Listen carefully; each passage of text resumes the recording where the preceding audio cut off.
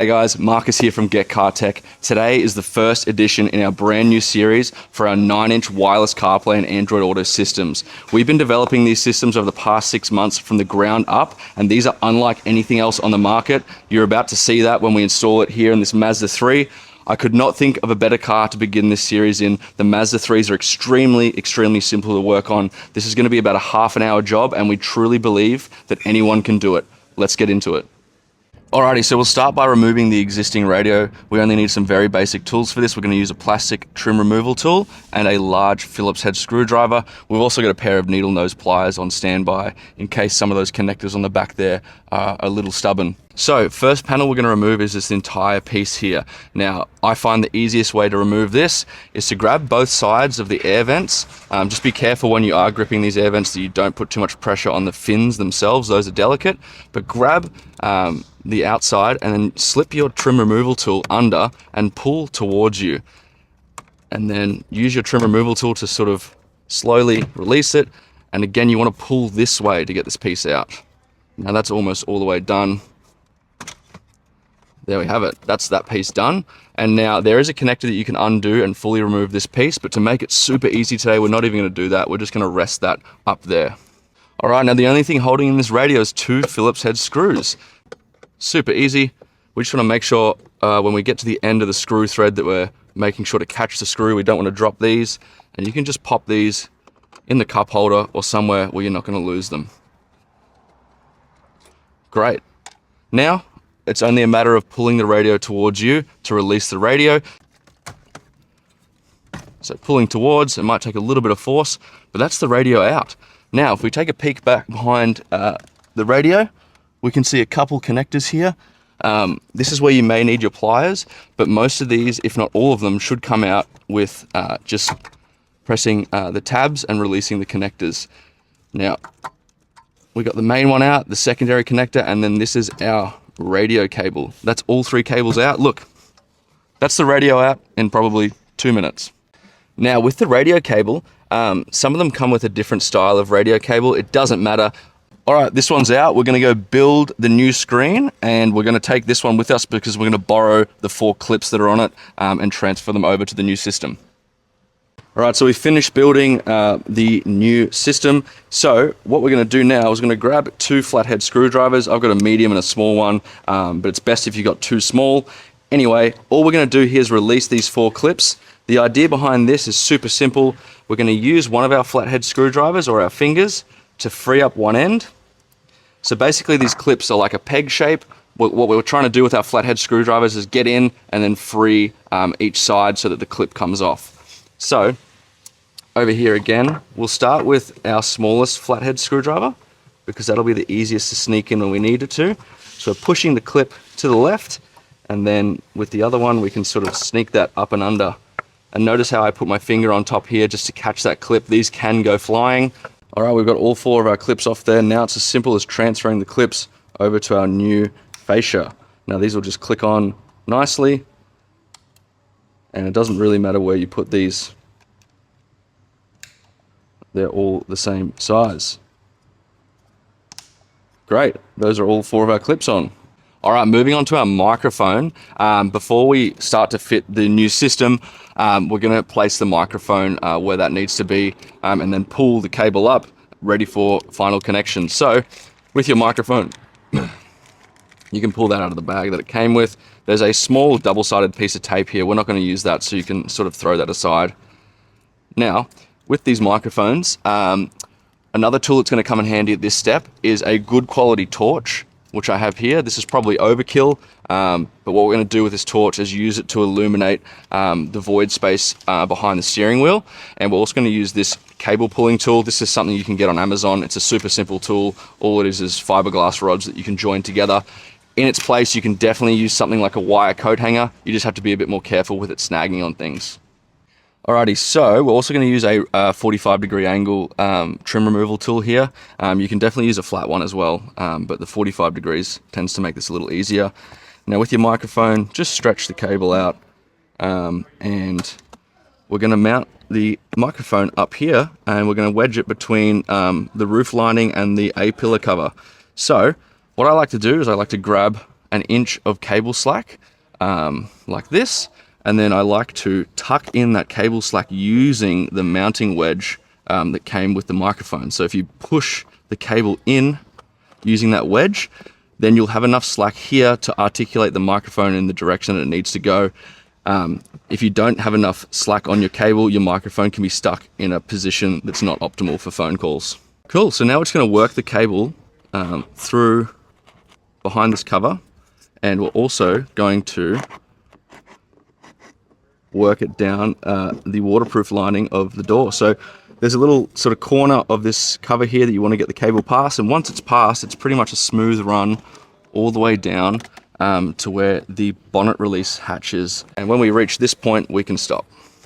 Cool, at this stage we're going to employ our torch, so we'll just stick that up there to illuminate that space. Alright, so if we get a nice close-up here of that void space, we can see that it's all illuminated with our torch. And now I'm just going to take our cable pulling tool and I'm just going to poke it through sort of down where the lowest point of light poking through is. And we're just going to stick this rod all the way through, and now that's coming down where that torch is. Alright, so this will be a nice and easy cable pull, so we don't have to get serious with any tape or anything. All we're going to do is just tie a little knot in the microphone cable, and I'm just going to hitch it to this thicker end of the cable pulling tool. Now when you pull this up, you just want to make sure it's clear of any of your pedals. You do not want the cable sitting behind the pedals for obvious reasons.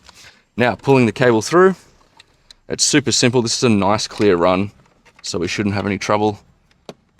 We're just pulling that microphone cable all the way through, and there's going to be a heap of slack on this cable. These are 3 meters long, but you rarely need all 3 meters, so we're just going to make sure we pull all the slack through.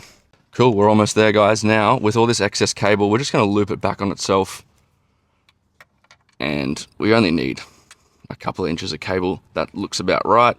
Now we're just going to use a zip tie to sort of tie that extra cable length together so that it doesn't fall anywhere that it doesn't need to go. And we're just going to snip this zip tie here. Alright guys, we've got our unit here. It's already built, ready to go. We've pulled the microphone cable, the USB cable. We're ready to start connecting. So we'll start with the USB cable. Now we're just going to plug that into our 4-pin connector on the back here. And we just want to make sure that's all the way in and clicks.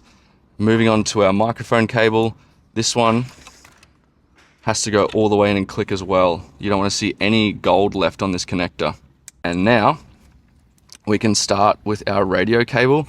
So these are easy to connect. Just visually look, you'll see which orientation it has to go.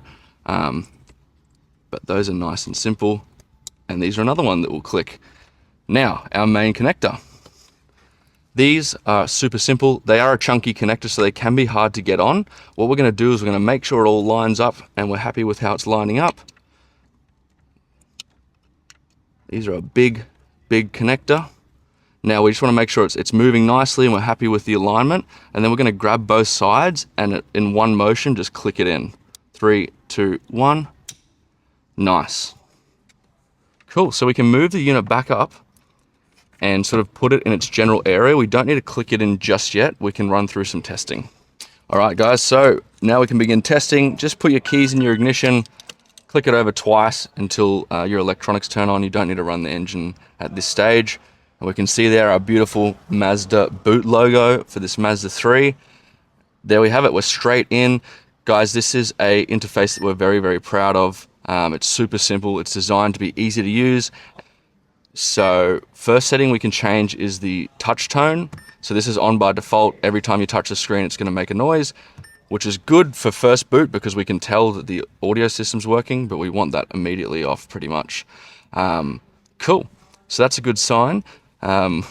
First thing I like to change is the wallpaper. We've got a few in here. We've got Sydney City, we've got Brisbane, and we've got Melbourne at night.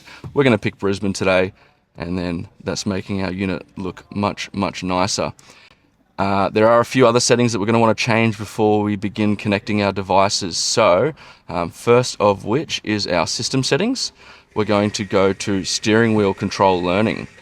Alright, so in here, with the Mazda 3s, we want to change the resistance setting to low, and then we're going to start by mapping some buttons. So we'll begin with volume up. All we're going to do is first press the volume up button on the system, and then it's going to ask us to hold down the steering wheel button that we want to map. So holding the volume up button, we can see that's registering a signal, and then moving on to volume down.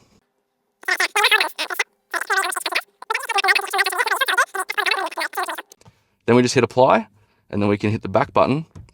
And we're probably going to hear some radio static because we're not tuned to the radio yet. But if we hit those steering wheel buttons, we can see that the volume up buttons are working. And soon when we're inside of CarPlay, we'll show that everything else is working as well. All right, so back in the system, we're going to hook up this phone to wireless CarPlay. So to do that, we're going to first go into the Bluetooth settings of the system. And it's going to give us a device name that we need to pair to. In this case, the name is Mazda 7. You'll be assigned some random digits on your unit, but look for one that's called Mazda. When you hit pair, make sure you hit pair, make sure you hit allow. That password before, that doesn't matter at all, so just ignore that.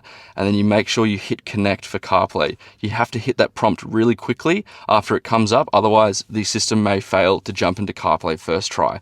And we can see straight into wireless CarPlay. This runs running it absolutely flawlessly. This is an old iPhone as well. This is an iPhone 12 and it's still blazing through wireless CarPlay here. Now we can see some nice little touches like the Mazda logo as our back button. That'll take us in and out of wireless CarPlay. But the brilliant thing about these units is they auto launch into wireless CarPlay. They stay in wireless CarPlay if that's what you're using. And these are designed to be as simple as possible. Now that your phone's paired to wireless CarPlay, it's paired for good. One more feature I'll show you today is just the radio app. It's super simple. All you do inside of the radio app, it doesn't come tuned, so if you want to save a station, for example 105.3 here in Brisbane, just pan to that station and then you can hold down any one of these slots, hold down the button and it will save that station. And you can also cycle through the stations using your steering wheel buttons as well. Great, now that we're happy that everything's working as it should, we can put the unit in, remembering that there's 4 clips, so we'll just give some even pressure on each corner of the screen. We're just going to push that in. We'll jump into CarPlay because that's a lot nicer to look at. And now that that's in, all we have to do is put this piece back on and the job is completely done. 3, 2, 1. And you may need to adjust some little details, but that's in. Double check your hazard buttons are working. But that's the install completely done here. We've still got the protective layer on the screen. We're just going to peel that off. Great way to finish an install. Now that screen is absolutely immaculate and I just can't believe how good this screen looks. Running at 60 frames per second, streaming wireless CarPlay, no problem. There you have it, guys. In under 30 minutes, you can install wireless Apple CarPlay into your Mazda. Now, obviously, these units work with Android Auto as well. And in 30 minutes, we got this thing in and we took the extra time to install this external microphone for good quality phone calls. And if you want to transform your Mazda 3, we sell the exact same kit that you saw in this video on our website for the Mazda 3. We ship these from Australia. They come with our successful install guarantee, so you can be confident when buying these. And we have Australian phone support. Now, this video today was a bit of an overview, so we skipped over some details relating to the install, but if you buy one of these, we send you a link to a private YouTube video that shows you in real time how we install these, so we don't skip over a single step. And we promise you, anyone can do this. This is one of the easiest cars to work on, and we know you'll be stoked with the product. Thanks for watching, guys. We'll catch you in the next one.